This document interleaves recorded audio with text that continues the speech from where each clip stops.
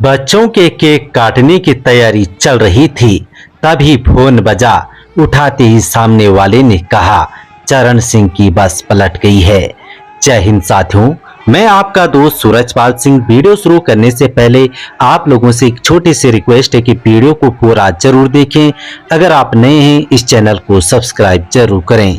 सिक्किम के जेमा में शुक्रवार को हुए दर्दनाक सड़क हादसे में 16 जवान शहीद हो गए। शहीद जवानों में चरण सिंह भी थे। वो यूपी के ललितपुर के रहने वाले थे।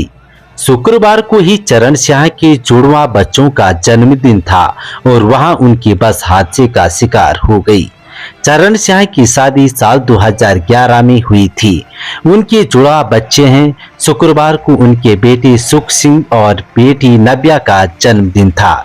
जन्मदिन की बधाई देने के लिए उन्होंने सुबह अपने बच्चों से बात की थी। इसके बाद शाम को बात करने का वादा कर फोन रख दिया। शाम को बच्चों के केक काटने की तैयारी चल रही थी, तभी फोन बजा और सामने वाले ने चरण सिंह की बस पलट जाने और उनके शहीद होने की खबर दी। चरण सिंह के बड़े भाई ब्रिजपाल ने बताया, हर कोई चरण के जुड़वा बच्चों के बर्थडे सेलिब्रेशन की तैयारी में लगा था। मेरे पास सिक्किम से यूनिट के अधिकारी का फोन आया। फोन पर ही उन्होंने पहले चरण सिंह की बस की दुर्घटना का शिकार होने की बात कही, फिर चरण के शहीद होने की बात कही। इतना सुनते ही मैं लड़खड़ा गया। चरण के जाने की खबर आने के बाद से ही परिवार में कोहराम मचा हुआ है। शहीद के बड़े भाई ब्रिजपाल सिंह ने बताया कि उनके पिता किसान हैं और वो 3 भाई हैं। जवान चरण सिंह 3 भाइयों में सबसे छोटे थे। ब्रिजपाल रोते हुए कहते हैं, छोटे होने की वजह से वो माता पिता के सबसे चाहते थे। जान हथेली पर लेकर दुश्मन का चीर सीना दिया। देश को ये कर्ज देकर गहरी नींद सो गए। फिर से वीर भारत माँ की शहीद हो गए।